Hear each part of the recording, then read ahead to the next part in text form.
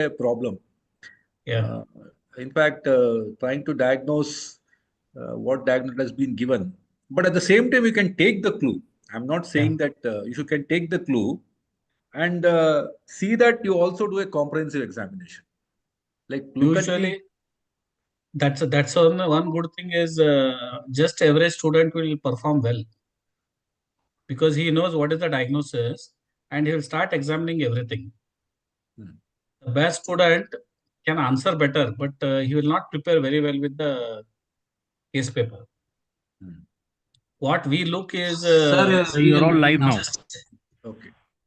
So, Uh, Yeah, you're live now, sir. welcome to another edition of I2I Online. So, today we have again three postgraduate students who will be presenting cases as if they're going to present in an examination scenario. And we have Dr. Savita Kanakpur from KIMS Hubli, and we have Dr. Sunil Biradar from BLDE Medical College Vijaypur, and myself, Dr. Krishna Prasad. We will be the examiners, and we have three bright postgraduate students who will be presenting a case to these examiners. So let me, as I already put it, Hmm. this is not your evaluation session. So I really appreciate the courage of the students who are going to present to us. So this is like a testing. You basically want to know how will be an actual case presentation in the exam. Many of you are taking the exam for the first time. This is the first postgraduate practical exam. So you really do not know how things are, right?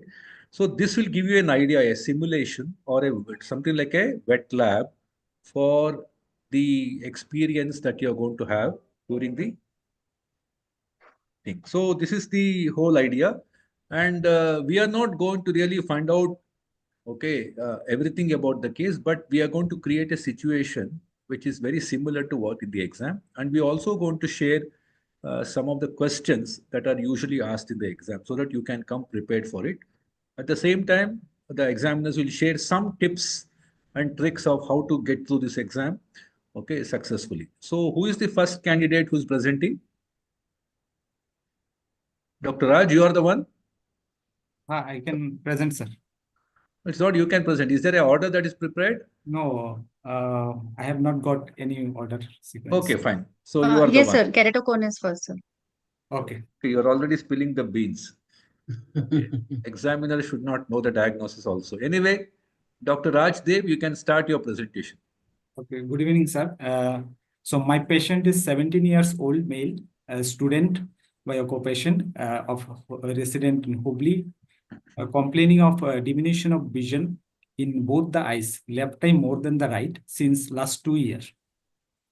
And the patient was apparently all right 2 years ago when he started developing diminution of vision in both eyes, left eye more than the right, for distance as well as for near, which was painless, insidious in onset, and it is gradually progressive.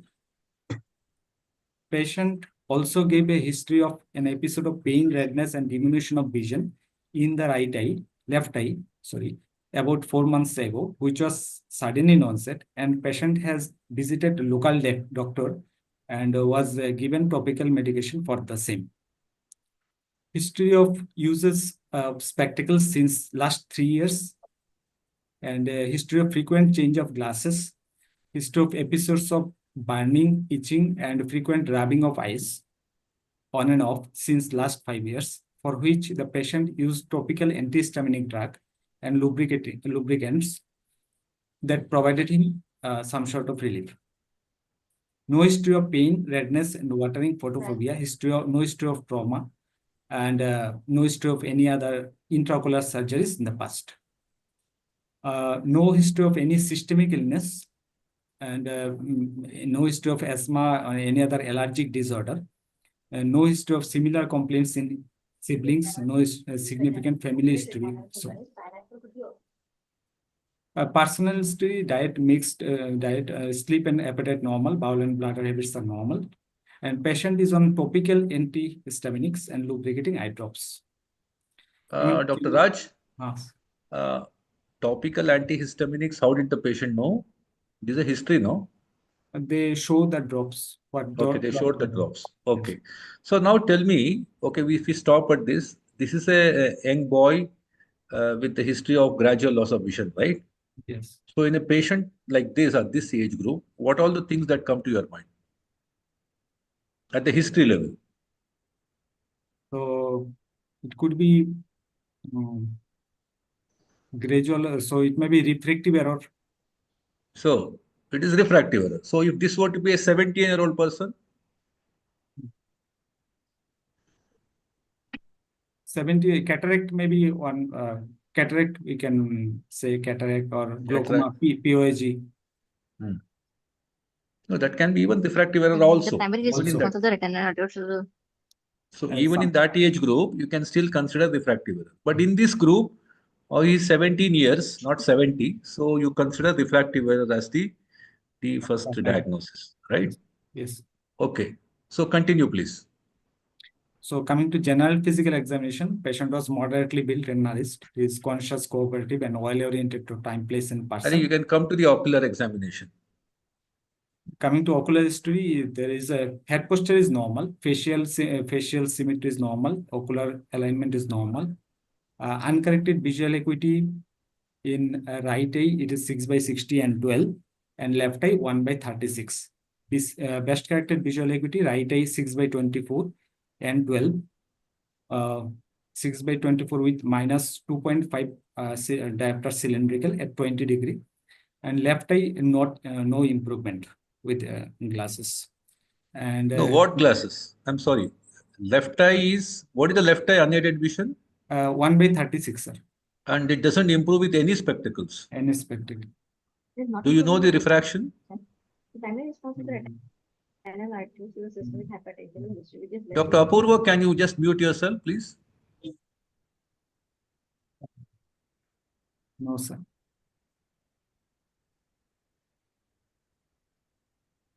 See, I was telling you yesterday the same thing. Vision examination, I think Dr. Sunil, you agree with me, is the most important thing. We are custodians of vision. You are supposed to tell the visual, acuity assessment in a very clear manner. Okay, there should not be any scope for any confusion. Every examiner will agree that we are supposed to know what is the best corrected visual acuity and what is the refractive status. Okay, so this is what it is. Unaided vision, pinhole vision are all optional, but at least BCVA of both eyes, both for distance and near, and what is the refractive status or what is the acceptance. This should be very clear. So if the patient has a refractive error in the left eye, and still he is not accepting, I still want to know. For example, let us say this patient is a high myope, minus 16 is the refractive error. And he is not improving because he has a macular detachment, he has a retinal detachment. Okay, you can't say that there is no improvement with glasses and not tell the refractive error. Are you getting the point? Yes. It's a high myope. So you have to say patient is minus 16 myope, but not improving with minus 16. Because there may be a macular scar, there may be a macular detachment, there may be a Brooks membrane, breakage with CNVM, myopic CNVM, causing loss of vision, not improving with glasses. So you have to tell the refractive status. It is very highly linked to the pathology of the eye that we are discussing. Okay. So if you are discussing let's say even in the case of an ectatic problems of the cornea, I want to know the refractive status. Okay. So whatever that has been supplied to you is just a framework. You need to construct the case in such a way that there is no confusion. Got it? I think it's for all the postgraduates. The minimum thing is BCVA, minimum thing is the refractive status. This has to be told. Where it cannot be, for example, it's an advanced cataract. You can't know the refractive status. You can't do a refraction. There is no glow, then it's okay. At least you should know what spectacle is using at least. If you are not able to do the refraction. Dr. Sunil, I want to ask you a question. What if there is no time? For example, if there are 10 candidates and sometimes we are in a hurry to finish this program, like the first candidate is called and he has been given 2 cases and there is no time. he has not time for refraction. Then what to do? Should we tell that I want to do a refraction, but I expect this is the refractive error in this case? You can do that. Otherwise, you can ask him, you can give him some time, because in this case, refraction is more important. And moreover, I feel in what he's been doing is he's not taking, he knows the history, he's just telling it. He has not taken proper history. First thing is history is very important in this case. And he was telling something about diminution of vision, sudden loss of sudden painful diminution of vision. That will say that the patient must have had a glaucoma also. Corneal That ulcer history he has also. not taken. Yeah, anything it can be. So he must be a steroid responder also, if he has taken steroids for his history. What rubbing of eyes he's telling. So many times we keep on missing glaucoma in allergic patients. So history taking is very important, I feel. And he would have started with history taking, thinking that it's a refractive error. Then he could have concluded it as one of the provisional diagnosis could be refractive error. But what kind of refractive error, I will just think over it. Then when he is doing a visual acuity, he can put it as even, see, sometimes there won't be any improvement. Then his visual axis is normal. That means that amblyopia is again ruled out, or sometimes amblyopia might be there. And the other thing is he has to do retinoscopy in this case. Suppose now there are, as you said, 10 people are there and retinoscopy is not possible. Somebody can provide him the retinoscopy, the rough retinoscopy. That can be done. Usually we do sometimes. Sometimes what we will not tell the candidate to go and do retinoscopy. Sometimes we'll give, this is the retinoscopy. What you're going to, what is your impression? So the most important part is history taking. He has to elaborate and ask the patient's own words. I don't think a patient will tell antihistaminic was given or this thing is, unless until he's very educated. He's seeing the drops. And usually the first line of treatment will not be lubricant. Lubricants and antihistaminic maintenance. Initially they would have given steroids, and if he's a steroid responder, maybe he would have had a spike in IOP, which I think he'll be telling about IOP changes also later on in his examination. I feel refraction is more important, and history taking is also very important in this case. I think it's a very extremely good point. Please, you all start with the diagnosis in mind and do a reverse engineering, which is actually bad. So you can be very easily caught at the history because you are not telling anything pertaining to the other DDs. See, whenever a chief complaint is told, you can think of multiple diagnoses in your mind. Like you said, gradual loss of vision both eyes. As per the age group, you will have one or two causes, and your history should encompass trying to clarify all these things. The way you are actually creating a history after knowing the diagnosis. So that should not happen. One more point, sir. Usually, when you know these things, you keep on telling me left is more, right is more, like this, you will tell. But usually there is something called as positive history and negative history. Sometimes patient will not tell everything. He will just come to you, a 17-year-old boy, he will always tell diminution of vision or rubbing of eyes. Then you will have to extract him, like which eye is more problematic. That time it comes in a negative history. Like he is not able, he doesn't want to tell, but you want to ask him, and he is telling the history now. So those are important to conclude certain diagnosis. But when he is telling rubbing of the eyes and diminution of vision, there are so many causes. So predominantly what it is, rubbing of the eyes means whether he is fitting in vernal. So he has to take history in deep about the droopy discharge, itching sensation, all those foreign body sensations. He can conclude it as it could be a case of vernal. Usually we see such cases in vernal only, long standing. And usually 17 years, usually patient would have had some immunity back. So 12 to 15 years, they will have reduced in their symptoms. But this refractive error symptoms will start. They will keep visiting doctor for frequent change of doctors also and frequent change of spectacles also. They will be always unhappy whenever they go to one doctor. They would have come to me saying that, no, ನೀವೇ examine ಮಾಡ್ರಿ ಅವ್ರ ಕಡೆ ಮಾಡ್ರಿ ಅಲ್ಲೆಲ್ಲ ಹಂಗೆ ಮಾಡಿಕೊಟ್ಟಾರಿ I'm not satisfied, and he's not able to see anything. Means that time you have to find out what could be the reason. Retinoscopy is what will help you. Yes. Yeah, you can go ahead, Dr. Raj. Then retinoscopy shows a scissoring reflex both the eyes. And right eye adnexa is normal. Conjunctiva shows upper tarsal papillae, and cornea shows inferior stiffening and thinning of the cornea, normal in size, in transparency and sensation. Iris is normal color and pattern. Pupil is round, regular, and reactive to light. Lens is clear. And Now, 1 minute. When you are talking about this, how do you know that it is a thinned out cornea? On You what are basis not, you are telling cornea is uh, thinned out? torchlight examination, slit lamp examination, or you have done pachymetry, slit lamp examination. you have done slit lamp examination. How did you do a corneal sensation examination in such cases?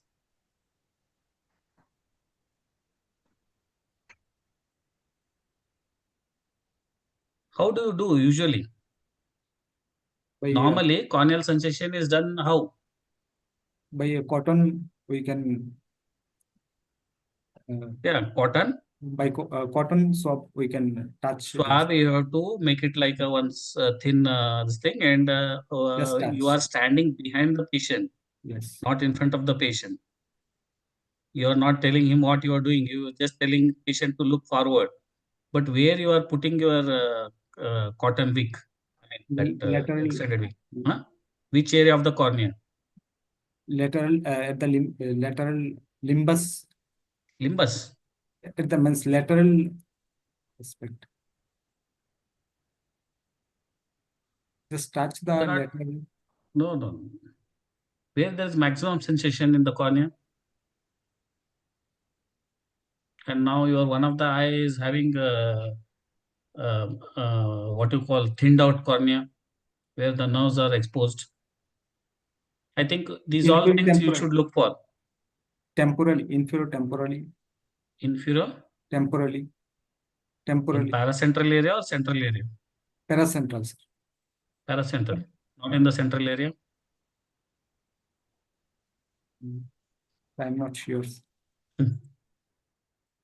So it is inferior central area. It's a just inferior tip. You just touch there and see for the any reflex. Right? What happens in this condition? There will be hyperesthesia in case of means any means thinned out cornea. There will be hyperesthesia. In case of thinned out cornea, sir, it will be hyperesthesia. What about when you are examining slit lamp? Have any time you have done retroillumination for such cases? Yes. So how does it look, cornea?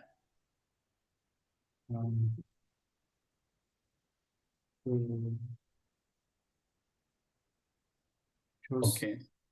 Okay. Okay. Good. Then IOP is measured by Gonian occlusion tonometry at 11:30 am, shows 18 millimeter of mercury. Ocular movements are full and free in the right eye. Left eye next is normal. There is a Manson sign is positive. How do you look for Munson sign? Sir, in the lower lid there is a B-shaped conformation of the lower lid. No, no. How do you look? How what you tell the patient and how you look at the Sir, Munson sign? look, ask the patient to look at down gaze. Okay, but where you are standing to see the monsoon sign? Have to be is in front. No, no, no. You are again going behind the patient, and your level should be above his head level to see when he's looking down that arch monsoon sign. Right? So that's how you should see for monsoon sign. Okay, then. Conjunctiva shows upper tarsal papillae, and there is cornea, there is inferior stiffening and thinning of the cornea, and iris is normal contour, color and pattern. Pupil is round, reactive and regular, and lens is clear. IOP shows 14 millimeter of IOP is measured by Gonian applanation torometry at 11:30 am, shows 14 millimeter mercury. Ocular movements are full and free. And What is happening to depth of the entry chamber? Raj? sir, depth of entry chamber is normal, sir. Normal. Okay. Have you done retinoscopy? Caesar reflex was there, but have you done retinoscopy? Yes, sir.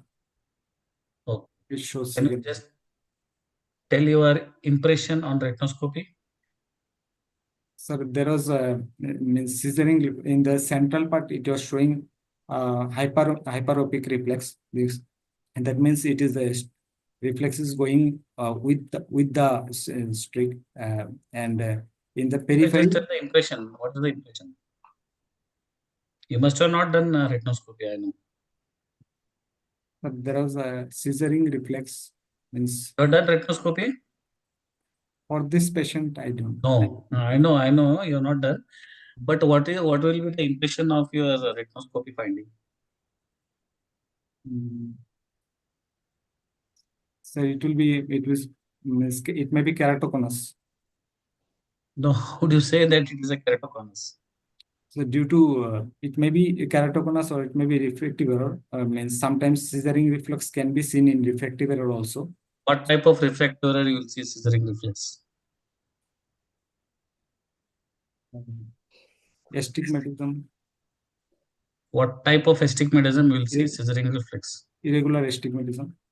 Irregular astigmatism. So whole game is about irregular astigmatism. Yes. Right? Yes. Irregular astigmatism is one which will take us for no improvement. Irregular astigmatism which cannot be corrected with your spectacles. Then you will have to think about other causes. Yes. Till then now you are thinking only about refractive error. Now once irregular astigmatism comes and it is not improving with the spectacles, then you can think about other causes. So other causes, it could be keratoconus as you are telling. Yes. Can you tell me some points why you want to conclude it as a keratoconus as your diagnosis? First, there is a history of using frequent change of glasses. Then there is a He has given history of frequent change of glasses. Yes, sir. And then patient was having history of means rubbing of eyes and itching since childhood. Yes, sir. Okay. And there was on examination we could find there is a Manson sign. Retinoscopy, it shows scissoring reflex. Okay. So there is irregular astigmatism which was not improving. Not with improving spectacles. On spectacles. Any other sign you could see in cornea? So corneal ectasia, corneal thinning. No, you said Munson sign. No, along with that, any other sign? A box tria. Could say box tria. Something which starts with R. Like that is Rijutis sign. What is Rijutis sign? Sir, if we shine a torch pen light on temporal side of the limbus, there will be normally there will be nasal limbus will be illuminated. But in case of mild keratoconus, so that illumination will be little bit more inside the nasal limbus. It will be on the iris. It's the nasal iris. Okay. I think 1 minute. I think Dr. Savita Kanakpur is also with us. Yeah, am I audible? Yeah, you are very much audible. I think your name has been Pallavi Hegde. That's why we are getting confused. Oh my God. It's okay, no problem. I cannot see the screen. Yeah. So I'm audible now? Yeah, you are very, very clearly audible. You can maybe start your video, madam, so that we will come to know. No, the video is on. Video is on? Yeah. No, we can't see you. I have put it on. But anyway, you can definitely, I mean, contribute to the thing. Anyway, you are there, no problem. Now we got you because we were looking for your name here. Okay. Yeah, I just want to put in a word here. keratoconus is usually a short case. Okay, so in the exams, as per RGHS, we give 1 long case, 2 short cases, and 2 fundus and 2 refraction. Okay, so keratoconus being an anterior segment case, the examiner gives only about, say, half an hour for examination, 30 minutes. Okay. Okay, so Okay. in that time, you're supposed to take history, examination by slit lamp, and you're not expected to do the fundus unless, of course, there is some kind of open angle glaucoma case. So history taking is very important, where you're supposed to find out the positive history and come to some conclusion just by history taking. Anterior segment findings by slit lamp, of course, is extremely important. You cannot miss out on any. And as far as, hello? Yeah, ma'am. Yeah, continue, Yeah. ma'am. And as far as refraction is concerned, usually do not get time, because sometimes what happens, examination of the patient may not be cooperative for any reason. So refraction usually in that half an hour is a little difficult. But in such cases, when you suspect some refractive error or something, frequent changes of glasses, visual acuity testing, as well as doing a rough retinoscopy, or someone can provide you with a retinoscopic reading, just like Dr. Biradar told, and it will help you in coming to a provisional diagnosis. Okay, so you're not given more than 30 minutes for such a case. And similarly, your examination also will not be like for a long case, it will be a shorter time. So in that 30 minutes, you are supposed to pick up important, salient points and present in such a way that you have to also give at the end your differential diagnosis.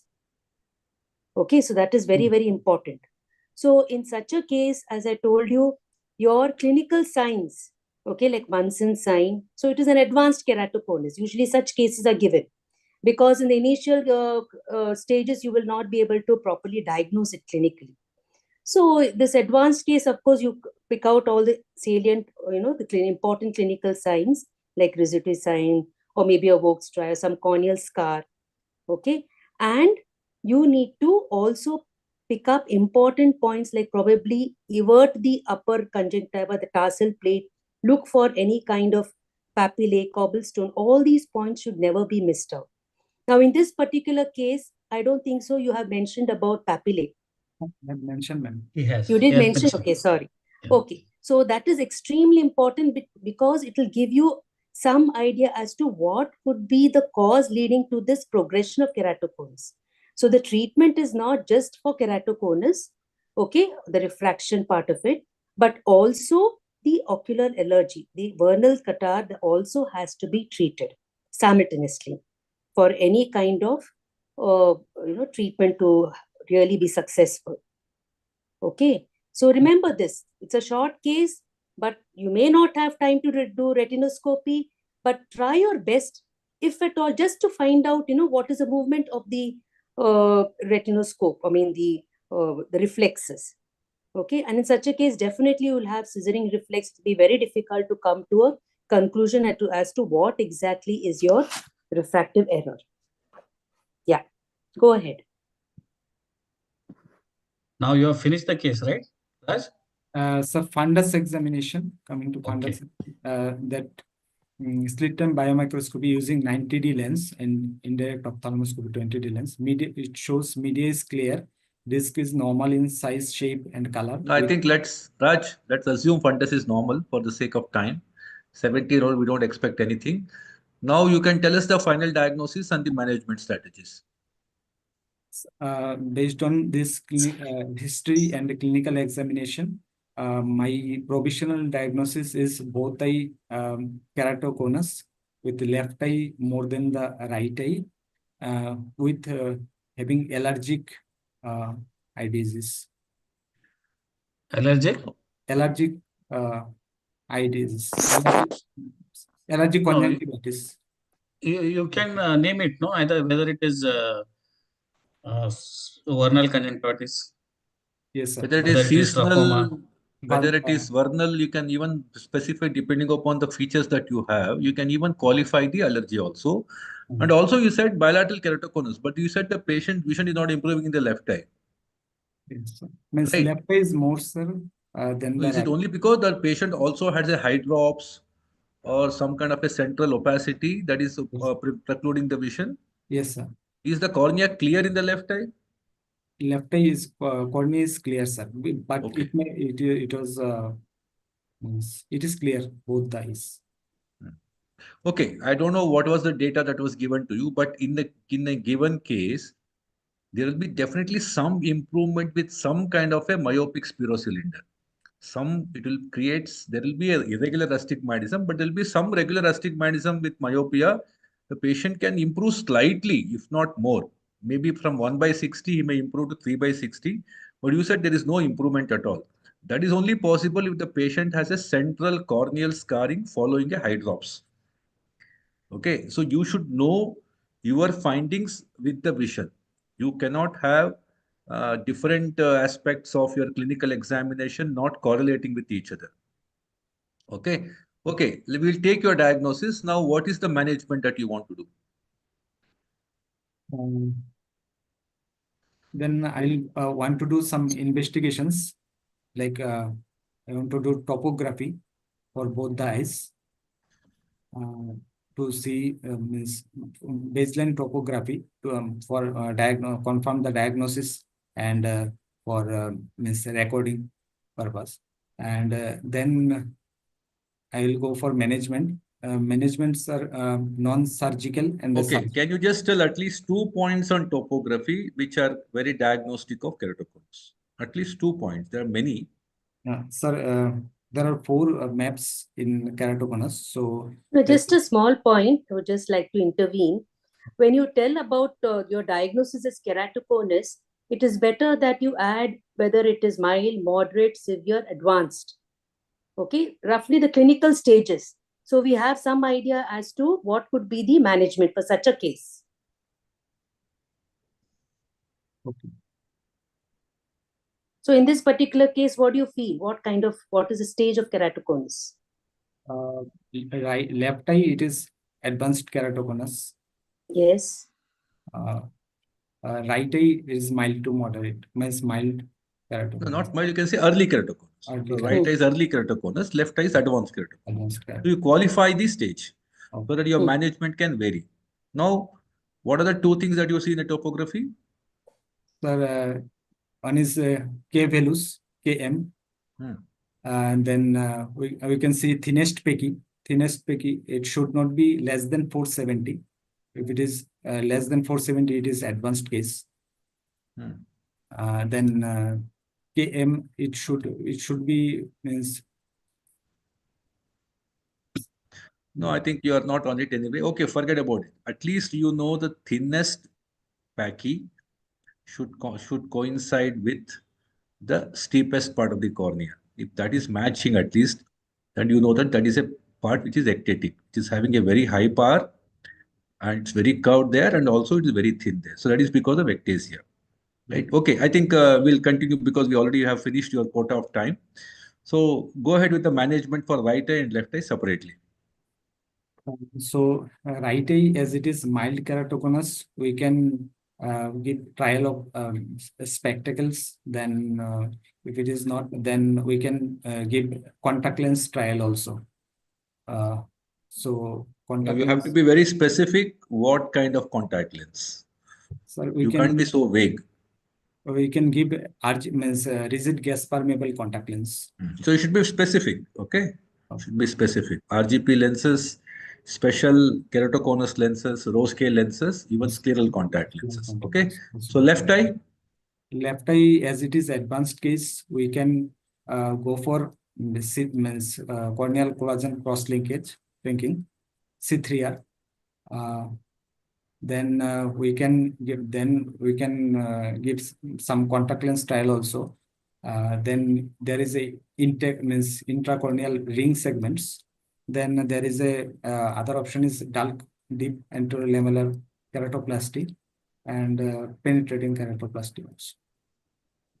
No, penetrating you will not do because there is no corneal opacity in this. So Okay, so obviously you will not do penetrating keratoplasty for this patient.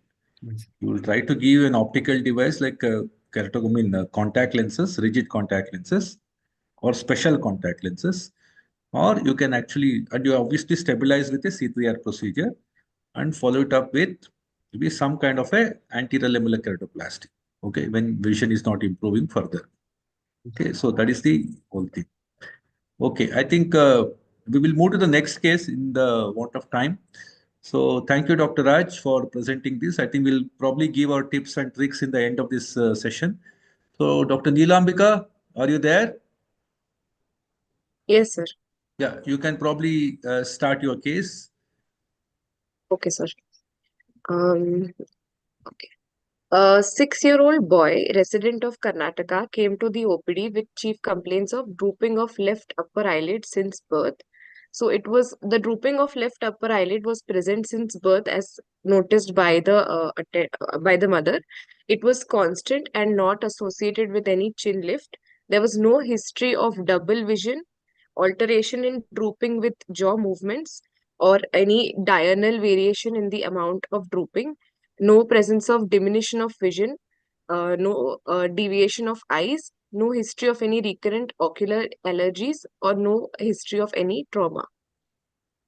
The past history, there was was not significant. The birth history, it was a full-term normal delivery. There was no history of any forceps or vacuum-assisted delivery in this patient, and all milestones were achieved without delay. The medical history, personal history, and family history was not contributory.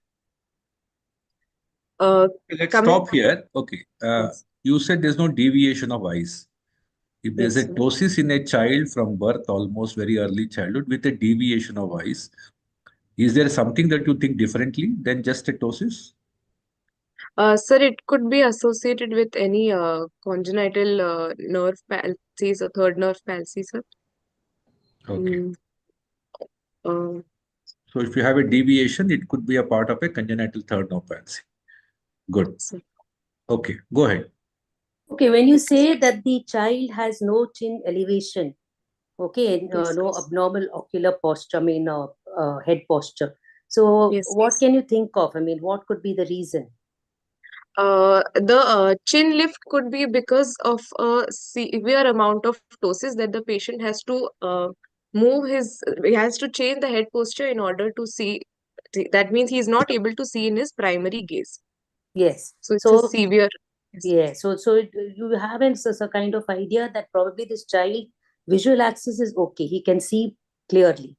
Okay, so that is one positive thing in this child. Okay, go ahead. Okay. General examination, patient is moderately built and nourished, well oriented to time, place, and person. The pulse was 72 beats per minute, regular, rhythmic, and BP was also normal. There was no pallor, edema, See, lymphedema. in a pediatric age group, okay, in children, what is more important rather than all this, to see whether there is any kind of systemic abnormality, or what are the parameters that you look out for in a child? Systemic examination. Uh, mm, we could look for any cranial nerve abnormalities in this patient. Yes, Uh, that. So neurological examination. yes. Okay, any kind of congenital heart disorders, maybe some kind of murmurs, short stature, height, and weight as per the age. Okay, that is more important in young children, especially when you're suspecting, when you have a congenital ptosis, probably associated with some systemic disorders. Okay. Yes, ma'am. Okay. Shall I move on to ocular examination, Yeah, ma'am? please. Okay. On ocular examination, head posture was normal, facial symmetry was present, and the extraocular movements were full and free in all 9 cases. Shall I talk about the left eye first? The vision, uncorrected vision acuity was 6/6 for distance and N6 for near in the left eye. The eyebrows were normal. The lid showed a ptosis, and I will cover up the ptosis examination after I finish the rest of the examination. The cornea was clear. The corneal sensations were normal. The conjunctiva was normal. The pupil was round, regular, reactive to light. The lens was clear. The fundus examination was also within normal limits, and the IOP as measured by eye care was 16 millimeters of mercury. Okay, Nilambika, just put a stop. Yes. So you said about pupil. Any Yes. specific reference to pupil? Why? Sir, because it could go both ways. If the patient has a meotic pupil, it could indicate to a congenital Horner syndrome, or if it is a dilated pupil, it could point towards a third nerve involvement. Excellent, excellent. And And I would also, also in a unilateral congenital Horners, even there will be a even the iris color change also. iris Unilateral color. iris Yes, color change. Okay, go ahead. Very good. yes. Okay. So, sir, the right eye, the uncorrected visual acuity was 6.6 in the eye with a near vision of N6. The adnexa was normal, cornea conjunctiva normal, pupil was again round, regular, reactive to light, lens was clear, and the fundus examination done with a 90D and a slit lamp biomicroscopy was also found to be normal. Coming to the ptosis examination, the palpebral fissure height of the left eye was 7 millimeters. The margin reflex distance 1 was 1 millimeter in the left eye. The margin reflex distance 2 was 6 mm in the left eye. The levator function measured by Burke's method was 7 millimeters. Just a minute. When you Yes, talk about the palpebral fissure height, okay, you need to also come to a conclusion as to what is the amount of ptosis after measurements, after this MRD1 measurements, etc. Okay, Yes. so it just doesn't make sense if you just tell me the palpebral fissure height. So what Yes, is the ma'am. amount of ptosis? So the amount of ptosis as calculated by the difference between the palpebral fissure height of the normal eye and the abnormal eye, it comes out to be 5 millimeters. No, no, no. What is the amount of ptosis? Yes, sir, it is See, I 5 need to millimeters. know how much the lid has come down. You're only telling about the palpable aperture. You're talking about the distance between the lid margin and the Hirschberg reflex and the lower. Yes. What is the amount of ptosis? So it is 5 mm. It is the 5 difference. millimeters means would have covered the pupillary axis, right? Correct. Yes, MRD1 sir. will be 1. No, MRD1 was 1. Actually, sir, vertical fissure height in the right eye was 12 mm, and the MRD1 of that eye was 6 mm. So, compared to the other eye, the amount of ptosis came to be 5 mm. I think I'll solve this for at once. Please understand. Let us say you have a 11 millimeter cornea, a normal patient. Yes, sir. At the center, 5.5 is your Hirschberg reflex. Okay. Yes. So normally the upper 2 millimeters are covered by the upper lid, normally. Lid. So when Yes. the lid comes down around 3.5 millimeters, it will come very close to Hirschberg reflex and cover it. Okay. So Yes. that is why semi-quantitatively we say the first 2 millimeters of ptosis is mild. Yes. 2 to 3.5 is moderate. Once it is more than 3.5, it covers the pupillary axis, then it is called severe. So if you don't see the Hirschberg reflex without the head posture, it is a severe ptosis. It's a semi-quantitative method, okay, of severity. So you may sell the MRDs, but more importantly, if you want to really say MRD, at least I say from this normal, in the normal case, from the lid margin to the Hirschberg reflex is 3.5 millimeters. Yes, sir. So you can subtract, okay, 3.5 minus your MRD1 will be your amount of ptosis. Like here, it is 1 millimeter, you said. So 3.5 minus 1, 2.5 millimeters is amount of ptosis. Okay. So Okay, sir. please tell us the amount of ptosis. Okay, Don't sir. confuse only with MRDs. Yes, sir. Okay, sir. So in case of is okay, sir. You can ask a question, no problem. So Maybe the because readings that were given to you were not correct.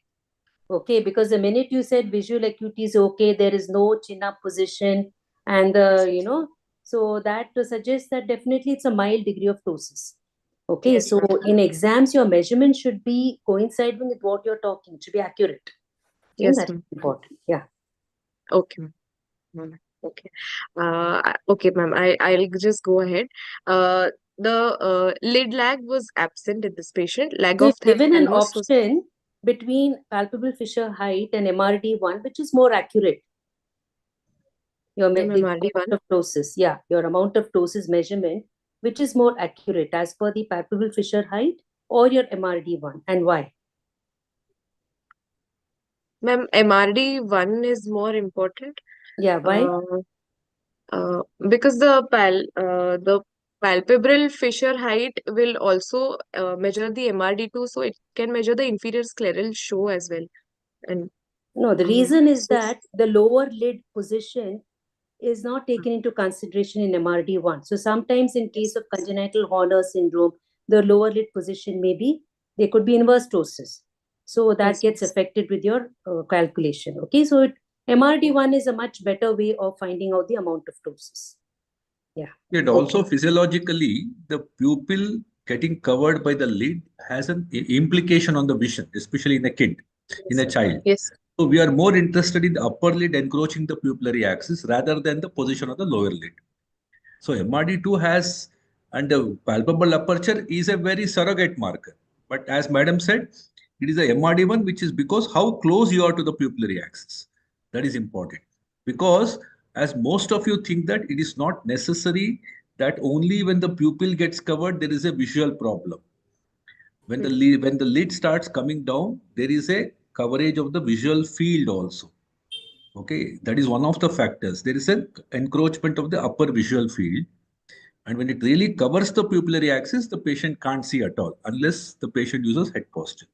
So these are important. That is why MRD1 is a very important parameter to understand the implications of ptosis on the visual function.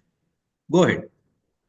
okay. So, sir, lid lag was absent, lag of thalamus was absent, Bell's phenomenon was good, the Marcus-Gunn jaw winking phenomenon was absent, the ice pack test, fatigability test were absent, and there was no Cogan's lid twitch sign, and the corneal sensations were normal in both eyes.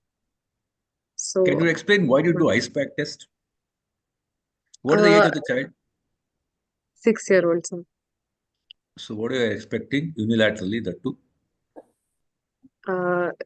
Less likely to be myasthenia gravis, sir, but in some congenital cases might be present, but unilateral less likely. Yes. Okay, unless there are other signs, okay, of a variability or a bilaterality or a other age group, I think you don't have to really do that. That's very unlikely to have a myasthenia at 6 years. Yes. Okay, continue. So, my diagnosis is right eye emetropia with left eye congenital, simple moderate ptosis with a fair levator function and a good Bell's phenomenon. Okay, you don't have to say that in the diagnosis. It's a Okay. congenital ptosis, number one, not acquired. So it's a simple Yes. ptosis. So it doesn't have any Marcus-Gunn or any hypertropia. Number two. Number three, it's a moderate amount of ptosis. Okay, Yes. that means it's not covering the pupillary axis. Right? Yes. So that's it. And the other eye is normal. Otherwise, no. Okay. Many of these kids have even refractive error. So make sure that you do not leaving that out. So you need to add that also, unless it's only a ptosis, nothing else. Okay, so how do you want to manage this case, Nilambika? Sir, I would like to plan a LPS resection for this patient. And So first of all, what is the indication in this child? Would you like to operate first of all at the age of 6 years, and why not? ma'am, the lid is very close to the Hirschberg reflex. So Do you maybe think in the it is future, going to progress? not likely, but I would like to since it's Cosmetic? a unilateral ptosis, Cosmetic? I would Yes, sir. Cosmetic. Girl child. Yes, sir. Okay, what you want to do? Yes, so the main indication here is cosmesis. Cosmetic. Okay, because basically you don't operate on a very small child unless, of course, there is dense amblyopia, deprivational amblyopia, or maybe because of a meridional amblyopia, okay, with severe astigmatism. But in this particular child, probably if the parents are worried, okay, for cosmetic purpose while going to school, there is some kind of, taboo or something, then one can go ahead and operate on this child. Okay. So what would you like to do? Which kind of surgery?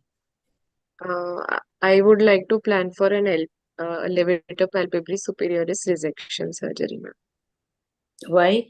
And why not?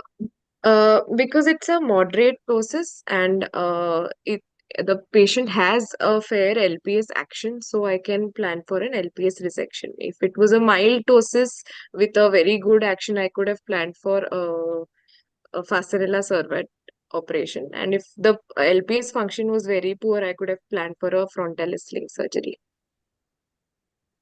Good. Yeah. Okay, few things. History, actually, your history should be little detailed in such cases. Maybe since it will be given as a short case, so history is more important. Some points you have to add. And then when comes to your diagnosis, you wrote, told as emetropia in right eye. Yes. Why? Um, When you don't tell diagnosis, it is normal, I know. Emetropic okay. only. Then why you are Okay. not told about left eye emetropia? Okay. How did your Yes. child present? The child presented with drooping of upper eyelid in the left eye since Patient birth. came and told you that patient is having drooping of the eyelid. Yes, Huh? sir. Yes, Or sir. what are the other ways of presentation in such cases? The patient could come with a diminution of vision as well. Okay. It could be with a deviation of the Such eye. a child will come with Head complaint of diminution of vision. position. 6 years old child without any chin lift. Okay, they can also present in later stage as diplopia also, no? Yes, sir. Yes, sir.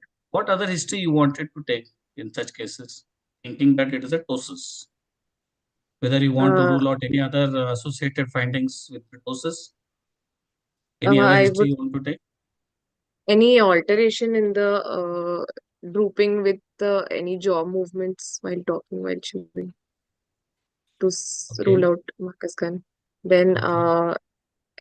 any allergic history, if yes, constant rubbing, maybe because of a mechanical ptosis, but less likely in a unilateral eye.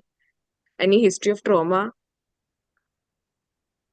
or forceps or vacuum assisted delivery, which could indicate. Now I'll tell you, if I am an examiner, I will ask you only one question in this because it's a short case. Okay, sir. Savita madam knows very well, short case, we want to finish up very fast. I will ask you attachments of levator palpebral superiorus. Uh, To tell all the uh, attachments. Then okay. The levator palpebrae superioris, um, it inserts in the skin of the there is no eyelid. There is insertion. There is no origin. There is no insertion. Just tell me the attachments. This is the only question I will ask, and if you don't answer, I will say okay, fine, go. sir, lesser ring of sphenoid, You will- the Mhm. skin, then the medial and lateral canthal ligament, the passing over the Wittnall's ligament, and the superior tarsus. There are 5 attachments. That's a clue. Yes.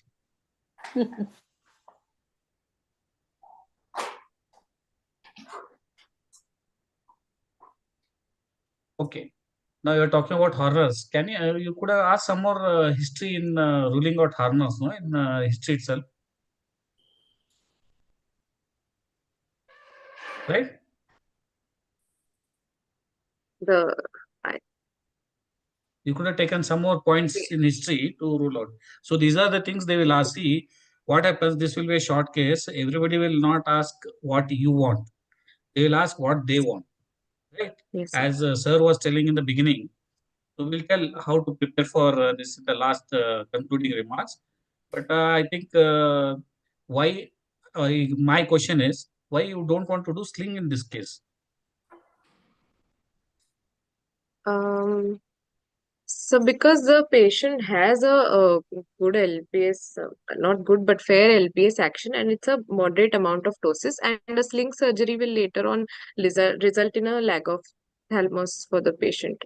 Same So patient I'm would have come after 20 years.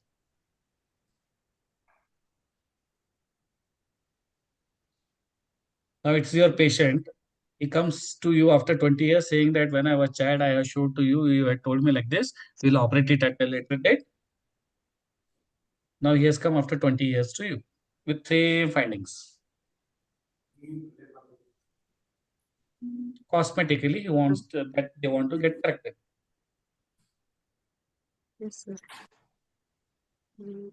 We can still we the first choice would be LPS resection, sir. And And last choice is also LPS resection. But you don't know attachments, no?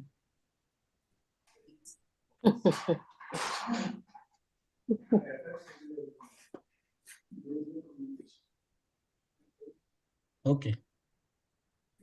So we'll move on to the next person, sir. Yeah. Sir, unmute yourself, sir. KP sir, unmute. Hello, am I audible? Yeah, I Hello. think, well, just a minute, Dr. Apurva. Thank you, Dr. Neelambika. Good presentation. I think a lot of points learned in this short case of ptosis. Now we have the last case by Dr. Apurva. Please go ahead. Hello, good evening, everyone. I am uh, a 65-year-old female patient, homemaker by occupation, living in Pune, came to the OPD with chief complaints of diminution of vision in right eye since 2 months. Patient was apparently all right 2 months back when she developed diminution of vision in right eye, which was sudden in onset, painless, progressed over 2 months, and worsened since 2 weeks. No history of similar complaints in the past, no history of similar complaints in the other eye, no history of trauma, no history of using thick glasses, no history of flashes and floaters. Medical history: patient has been recently diagnosed as an hypertensive 1 month ago. She was started on antihypertensive medications. She is not a diabetic. She is not on any prolonged medications. No history of any intravitreal injections or lasers in the eye. Personal history: sleep and appetite is normal. Bowel bladder habits normal. Family history not significant. General examination: patient is moderately built and well nourished. She is oriented to time, place, and person. Pulse is 82 beats per minute, regular and rhythmic. Blood pressure is 170 by 80 millimeters of mercury in supine position. No history, no pallor, icterus, clubbing, cyanosis, and lymphadenopathy. Systemic examination is also within normal limits. Ocular examination: I would like to tell the findings of the right eye first, then left eye. Head posture is normal. Facial symmetry symmetrical. Lid exi is also normal. Best corrected visual acuity in right eye is counting finger 1 meter and counting finger 1 meter and less than 36. She is not improving with refraction. In left eye, with refraction of +2 sorry, I'm telling the findings of the right eye first. Conjunctiva is normal. Anterior chamber is normal depth and quiet. Cornea is normal in shape, size, and luster and transparency. Iris, normal pattern, no neovascularization of iris. Pupil is round, circular, regular, and reacting to light. No history of, no RAPD, relative apparent pupillary defect. Lens is having When you nucleus tell that sclerosis. the pupil is round, reactive, reacting to this. You need not say there's no RAP. Okay. Doesn't make sense. Okay. Okay. Lens is nuclear sclerosis, grade 2 with cortical cataract. Intraocular pressure is 18 millimeters of mercury on non-contact tonometer. I would like to share the fundus photo of this patient. Can I share my screen?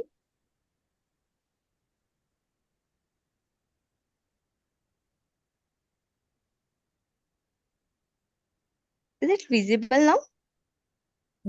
Yeah. Yes, go ahead.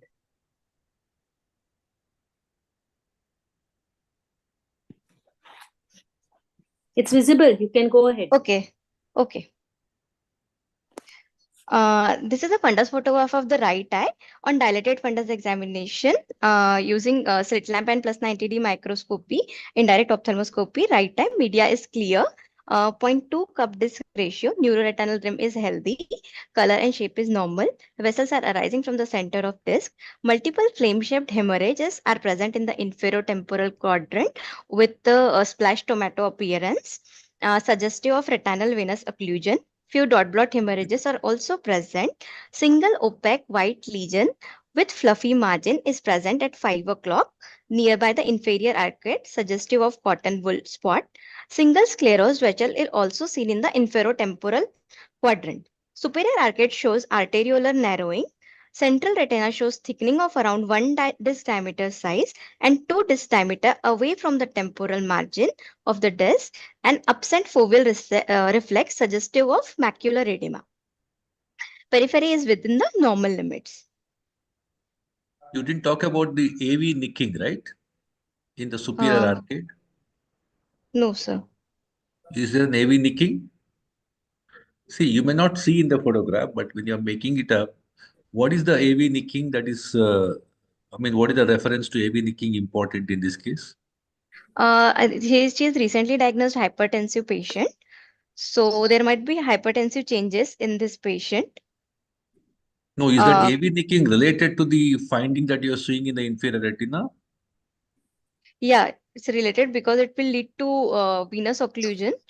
Yes. The veins and arteries are sharing the common adventitious sheet, and arteries are above the veins. So in that case, it's important to look for AV nicking and other signs of hypertensive retinopathy in this patient. Okay. For the left eye, best corrected visual acuity is 6/36 with plus 2 diopter sphere. Plus 2 diopter sphere and plus 1.75 sphere with addition, near vision is N6. Conjunctiva is normal, anterior chamber depth is normal, normal depth and quiet. Cornea is normal in shape, size, luster, and transparency.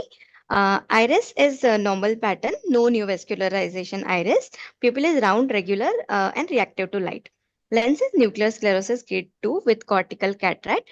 Intraocular pressure is 16 millimeters of mercury on NCT. Sir, I haven't done gonioscopy, but I would like to do gonioscopy in this patient to look for neovascularization angles also. Which eye? The right eye, left eye? Right eye first. And for fundus finding in the left eye, media is on dilated fundus examination in the left eye, media is clear. 0.2 cup disc ratio. Just gonio finding. You want to see right eye or left eye? Right eye. Only right eye. Only right eye for now. Before dilatation Because or after dilatation? Before. Huh? Before dilatation in the right eye. I would Okay. like to check. You saw the iris for any new vessels? Sir, she is giving history of past 2 months only, but No, there not was no that. neovascular. You see, Yes, I it have is seen that. There is no. There is no rubiosis. No briosis for now. Where will you see But the rubiosis in the iris? in the margin, pupillary margin. No, if it's, it's not always in the margin, the It earliest starts part. from the So angle. if you don't see it on the iris surface, it's a florid, you will be seeing everywhere. But if you don't see it, at least look at the margin. That is the earliest thing. If you don't see it there also, then you can look at the angle. So Yes. that is the sequence. Okay. So rubiosis. So many a times these patients would have received anti-VEGF injections. So rubiosis might have been there, it would have disappeared also. Yes. So that could be one of the reasons why sometimes you don't see it, even though it could be there in the past. That you should be knowing. And this history of anti-VEGF injection should be there in the history if you're Yes. when you're giving the history. In that case, you should keep it in mind that you may not see rubiosis, okay, because of the injection effect. Even Right. So the laser. left eye, any findings? Left eye? Only grade, matlab, arteriovenous ratio is 1.5:3. Diffuse arterial narrowing is present. Foveal reflex is also present. Periphery is also within normal limits in the left eye. The So vision So loss my in the left eye is due to cataract, you mean? maybe because of cataract, because it's not improving after 6/12 and 6. Okay, fine. Yeah, Dr. So Sunil? Diagnosis is right eye inferior temporal branch retinal venous occlusion with macular edema with senile immature cataract. In left eye, it is senile immature cataract with grade 1 hypertensive retinopathy in both eyes. Okay, what you want to do now next? I would like to suggest the patient to have strict blood pressure control. She has already started on medications 1 month back. And for But ophthalmic, I would like to do, his vision is less, no? Right eye. yes. In the So you right don't eye, I want would to like, treat his vision. yes, I would like to see the OCT and edema. Clinically, it's seen. We can see there is a edema. I would like to confirm on the OCT. Uh, Where will OCT, in OCT, where will be the edema? it will be on the one side of the Okay, foveal contour. is it between retina and choroid? No, it's not sub-retinal, intraretinal periphery. Intraretinal edematous areas you Yeah. can see, right? Yes. So you want to do OCT and then plan for Anti-VEGF injection, intravitreal anti-VEGF injections to decrease this edema. so that is the only treatment now you want to suggest to the patient. For now, first treatment will be anti-VEGF injection only.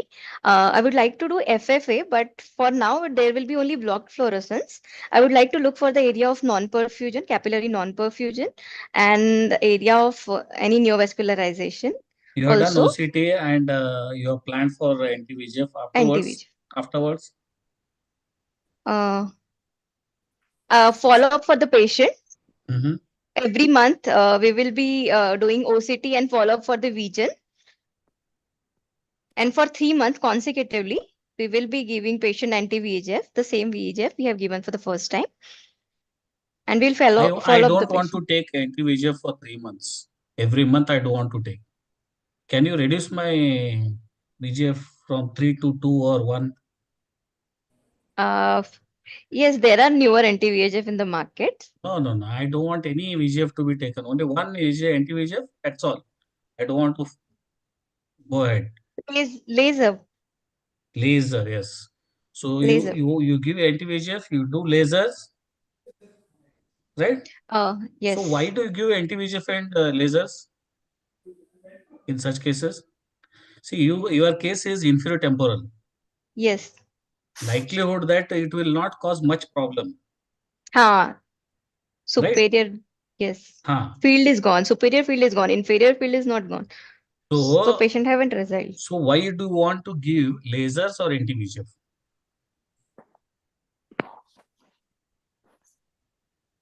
The same patient will come after 7-8 months with PLPR. So it will lead to neovascularization and it will lead to complication, Bleeding. neovascular glaucoma, bleeding, No, vitreous it hemorrhage. might lead to vitreous hemorrhage first, or it might go in for neovascular glaucoma. TRD. So that is most important is you better prevent those episodes by either giving anti-VEGF for 3 and in between you do a laser. Whenever hemorrhage is clear, you do lasers, right? And Yes. you can do in the Scatter laser in the inferior. scatter laser, yes, that you can do. Okay, and you when you are telling about the fundus finding, everything you told well, but except for the disc also has to be looked for. Okay. What all things you will look for in the disc? Neovascularization. Neovascularization disc. So when you talk about the disc, you talk about the color of the disc, capillary count of the disc, any changes there itself. As you were telling, they share a common sheath. Common sheath is shared only till the disc. Afterwards, they bifurcate. Okay. Right? So those things you have to add up. Okay. Okay, sir.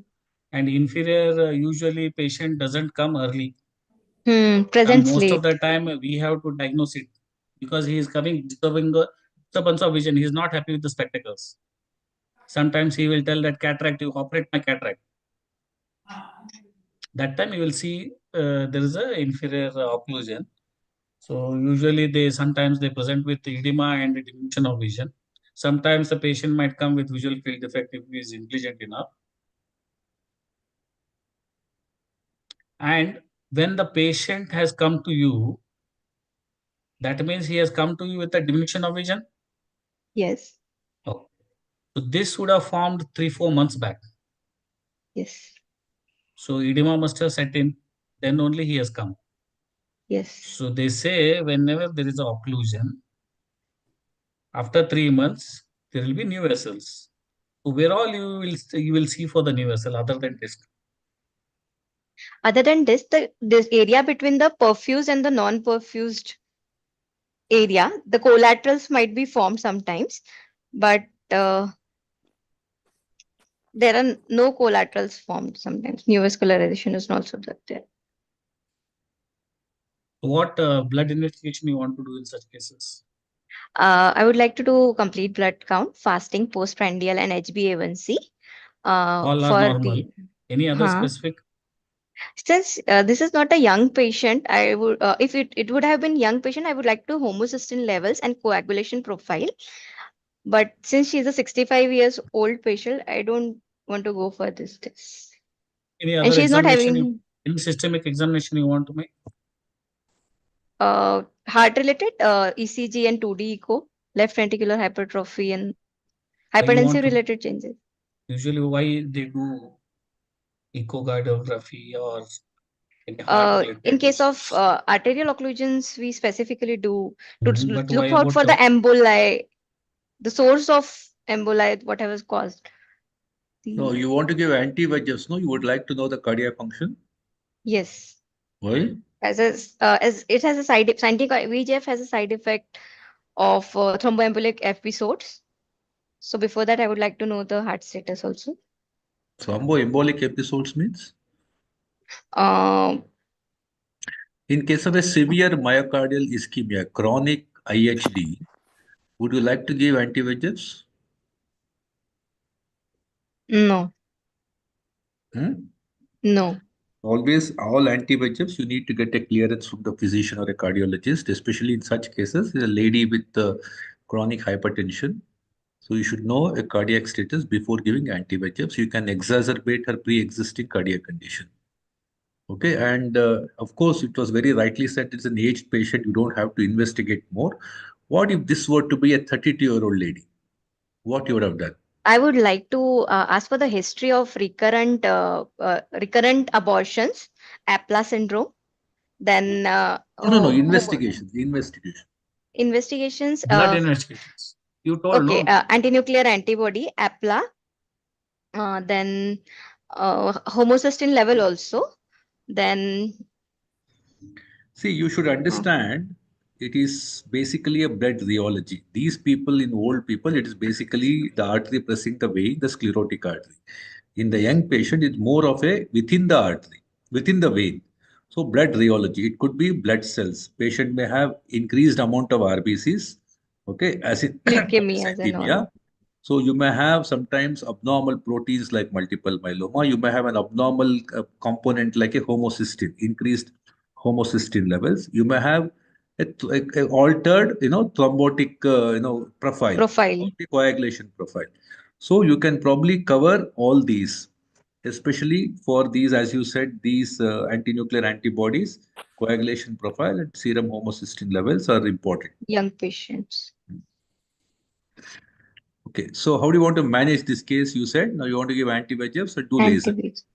Okay, imagine this patient comes for a community camp and people don't see the retina. They think it's a cataract because both eyes have cataract. No, so we don't really match the vision. We do a cataract surgery. Patient goes back and you have not seen the retina at all, what could be the likely complication that you expect? Patient might come with new might come back with neovascularization, iris, neovascular Yes, yes. glaucoma, vitreous hemorrhage No, as a vitreous long-standing hemorrhage would happen anyway, but neovascularization of iris and the NVG would be a severe. through the cataract. There will be a fast forwarding of this NVG process. So patient Hmm. can come within a Probably month or two. exacerbation of macular edema too, post-cataract. Yes. So both macular edema as well as NVG are the two main complications. Yes. Okay. So, well presented. This will be a fundus case. Dr. Savita, like normally when fundus cases are given, normally you have retinal detachment, retinal retinitis pigmentosa, these Yeah. brain occlusions, okay, and also macular hole or things like that. So normally they have to see the fundus and make a diagram. Is diagram essential? Yes, And very much essential. huh? Yes, so we don't expect a very elaborate history and anterior segment findings, only a very small, short positive history, positive anterior segment findings, and a detailed fundus examination along with the chart diagram and with all the color coding in place. So that is extremely important in fundus cases. You cannot miss out on that. But you're just given again another half an hour. So you restrict your findings to your fundus and don't waste time on other things. Okay. So fundus diagrams should be practiced along with the color Yes. coding. That is something Yes. very important. Okay. That is must, sir, for all cases. All fundus cases, they have to do fundus diagram. That's a must. Sir, I have fundus diagram. Yeah, we have seen. Okay. Can you, Dr. Sunil and Dr. Yeah. Savita, what will be the discussion after the fundus case is presented? Will you, the discussion can go on depending upon the case, and how do you actually start the questioning apart from the case? See, basically, we want to know whether they know what are superficial hemorrhages, what are dot blot hemorrhages, at which level of the retina they are found, which layer, and how, what are the differential diagnosis. So that is very important rather than just, coming to a conclusion that it is hypertensive retinopathy or whatever. So the description, the basics are very important. So then the treatment part, the various kinds of trials and all that is okay at the end. But we restrict to basics. Usually, we want them to know basics, and we never ask for treatment and other things. Treatment will come when they are little ahead of basics. And in such cases, like suppose now she has presented inferior branch. So we'll ask her what is the commonest presentation of branch vein occlusion. Usually it will be temporal, superior temporal. Now she has presented with inferior temporal, superior temporal. So why it is so common in that area, superior temporal only, and what are the risk factors for that? And usually one or two questions, not more questions on this. Sometimes we might ask, suppose she's talking about OCT. She's very concerned, interested in telling about OCT. Then I might just ask her, how do you differentiate diabetic macular edema and occlusive edemas?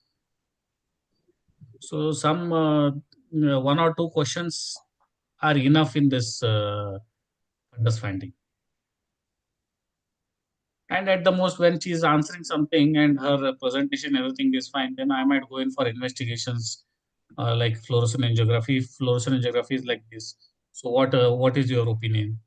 Then even if she is answering that, then I might go for treatment aspect. And as you were asking question, so we'll always ask what is the complication. Suppose patient has developed this.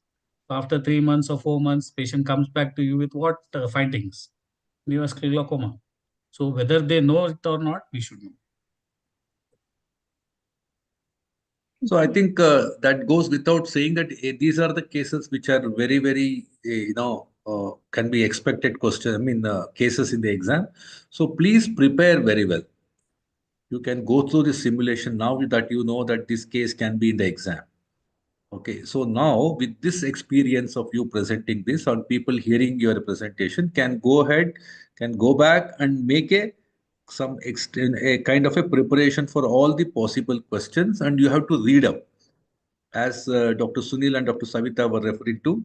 So a lot of basics that normally would have forgotten. You will be more interested in the latest trials and new anti-VEGFs and new investigations like OCT findings. But more importantly, you will forget that there are a lot of things your basic books will give you, and you are probably forgotten all of them. So in a case presentation, there is no excuse for not knowing the basics. Okay, you can be excused for not knowing the latest things. Okay, they want you to be safe ophthalmologists. That is the whole idea. So whenever you are presenting a case, they want to know whether you are a safe ophthalmologist for the society in future.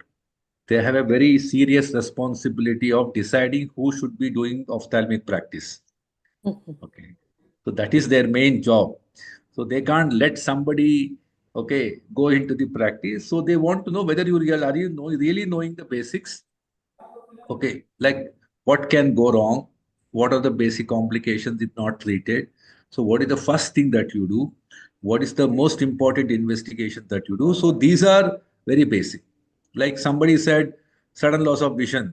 So you already know the diagnosis that it is an RD, so you only talk about RD. But sudden loss of vision can be anything. Okay, there are multiple differential Vitreous diagnoses only. that should come to your mind. So you should be able to discuss all of that in your history and make relevant examination. Okay, so knowing the diagnosis sometimes can work against you because examiners also know that you know the diagnosis. And if you are giving a very curated, extremely custom made, tailor made history, okay, which is too good to be true, they will understand that you have already know the diagnosis. So your history should be reasonable. Okay, you should talk as if you don't know the diagnosis. You are taking a good guess. You are trying to explore all the possibilities and trying to see. At the same time, don't be too detailed about certain things which are not relevant to the case. It's a wastage of time. See, it's not that every case you need to tell everything. As they told, it is a short case. In a short case, the brevity is the beauty. So you need to, within a short time, how do you, because in your practice, you will not have 1 hour to see a case in your OPD. So you have to quickly talk, ask few questions, make few examinations, come to a DD, ask for some investigation. So that is how you are going to be in practice in future. So that is exactly what they're expecting in you. Okay, don't be too elaborate if it is not relevant. And please save time for the examiners also. They have to see a lot of students like you in the examination. It's a very big ordeal for them, real punishment. So they want to really spend your quality time, the limited talk time in the relevant questions. So please give them an opportunity to ask you the relevant questions because you know things and whatever you don't know. So, Dr. Savita, what is your opinion? If they do not know the answer, let us say, or probably they think that they know the answer, but it is not coming to their tongue. So, what should be the response? I think it is better to be frank and say I don't know rather than fake, fake an answer or fake, that you have lost. I mean, you've just forgotten about it or something. You can just say I don't know. That would be a straightforward, truthful answer. So that you And will ask one more question. yeah, So that you can ask another question. correct. You will Yeah, have an instead of opportunity to wasting the answer. time. Yes, that's true. So you save time and unnecessary beating around the bush. Okay. So you can always say, sorry, I don't know, ma'am. Yes, So it will not be held against you. You yes. are actually saving time. Instead of simply, you are wasting time. They are giving you multiple clues and you're not taking it. Correct. Hmm? So a few things I want to tell. Yeah, please. First and foremost is history taking, and relevant history taking is very important. You should make interesting in history only so that the examiner should be focused on you. If you are telling history here, there, catch page, then he will think that you are a very mediocre student. So he will come with some questions and he will just catch you. Like, for example, the first candidate Raj was presenting and he said sudden diminution of vision for 4 months, sudden painful visual loss for 4 months, he said in between. It was not relevant with the history of the patient. I don't know why. And examiner will take that and he will ask question only in that. Then you will get stuck.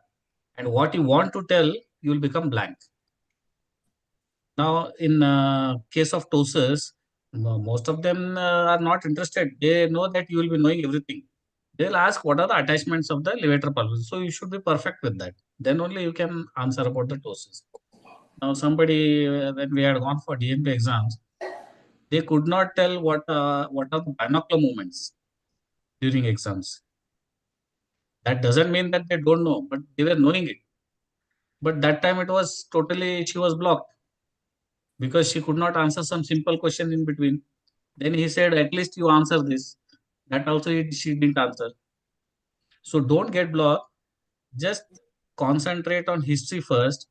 Then come to any treatment history or past history which is significant. You highlight that. Then come to examination and don't. I have seen people telling about general physical examination as if there is something in that. Just passing remark on that. Then examination proper. Examination proper. Whatever is important, you focus on that. Suppose if it is a cornea case, and never show examiner that I know the diagnosis, so this could be the diagnosis. You can always tell it, put it as a probable diagnosis. Then you can conclude it with the final diagnosis.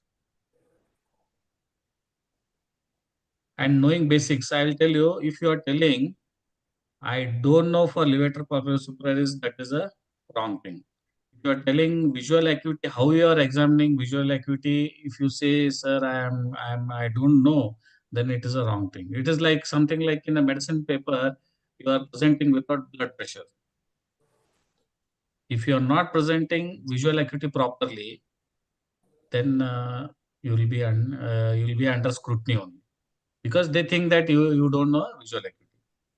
There is more than that. So you are not telling about visual acuity, how they will proceed further. When you are talking about visual acuity, aided visual acuity, pinhole vision, near vision, and if it is very relevant, you can also talk about color vision also. Most of the time, we don't expect you to tell about color vision, but you can talk about that also. And whenever you are talking about visual access, then when you are more specifically talking about like neurophthal or these ptosis cases or squint cases, then you have to concentrate more on your initial presentation of visual access, then head posture, facial symmetry. So these you have to focus it more. And when it is fundus case, you just concentrate first, start with disc. Then you can tell about all four quadrants. Then when you are talking about keratoplasty case is again one of the short case. We talk more about resection and other things. But what is your finding? What are the different types of keratoplasty? What is your finding, and what are the causes of resection? All those things they will ask. They will not ask more in detail about other things. Where you are prepared for other detailed things, but they will not ask. They will ask only the basics. So I think to sum it up, so normally postgraduates are busy studying ophthalmology for 3 years, and during that time they really lose the touch of what an examination will be. So what examiners actually want. You are learning so much with the present days. There is so much of information explosion. So you tend to know so much that you actually do not concentrate on how to present a case with all the basic criteria, with all the basic information. So it's now time for you to really, try to make this kind of a modification. Keep your presentation very simple. Okay, you should be reasonable, logical, and your history taking should actually, as he said, should be the actual beauty, like the history itself, because that is what you are telling first. They will make an impression about yourself by how relevant you are and how you are able to explain what you are asking in the history. Not something very irrelevant. At the same time, very relevant history, negative history is also important.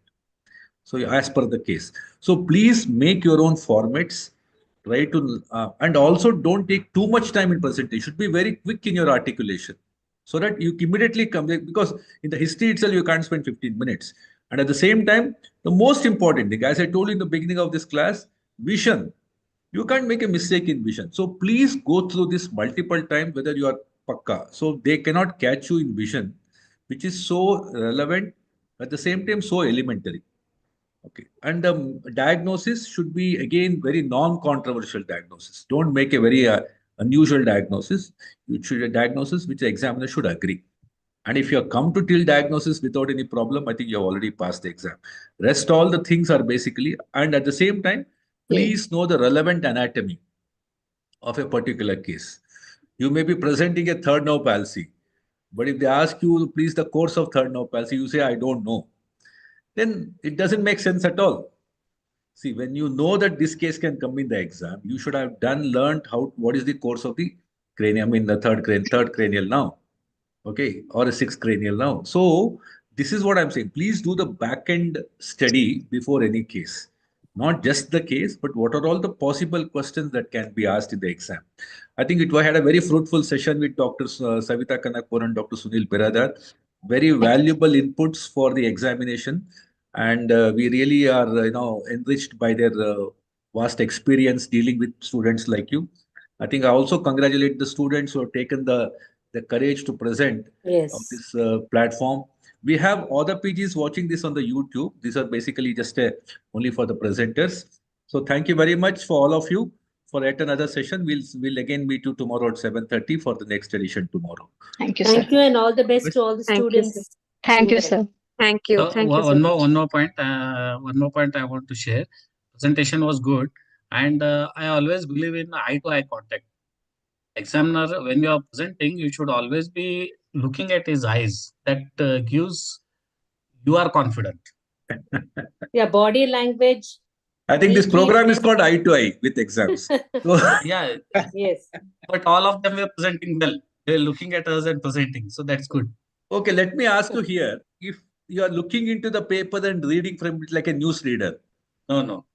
does it make a good impression? No, sir, no. So you should actually know, because you have seen patients for last 3 years.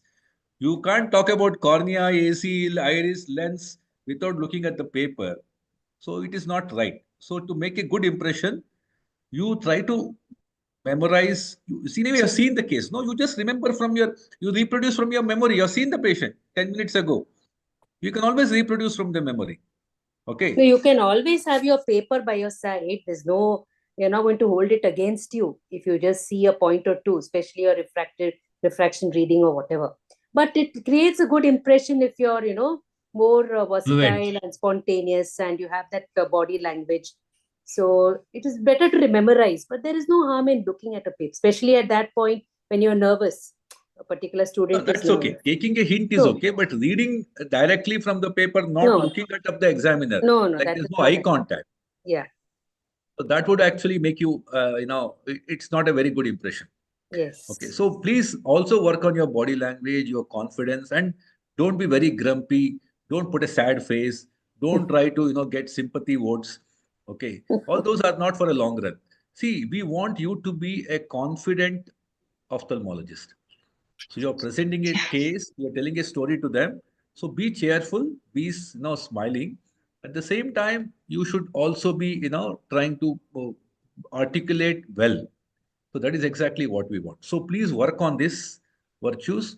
Not everybody can articulate very well because some have their own problems with their presentation. But nevertheless, that is not important. Your English or your fluency, your pronunciation may not be very important, but you need to really communicate what has to be communicated. So that is something very, very important. So please work on it. Somebody who have a problem on this and they have to probably put more efforts to see that it's very smooth sailing. Okay.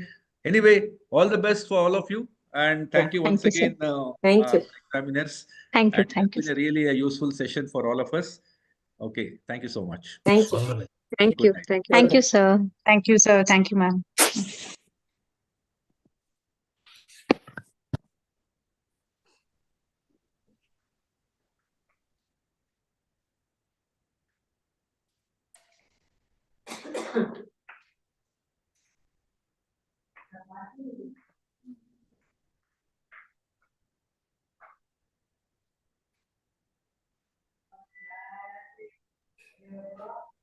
Mr. Karan, are you there? Yes, ma'am, I'm here. Yeah, we've ended the meeting. Thank you so much. You can stop the recording and the sharing. Yeah, thank you so much, doctor. Yeah, thank you so much. Good Yeah, night. Good night. good night. Thank you.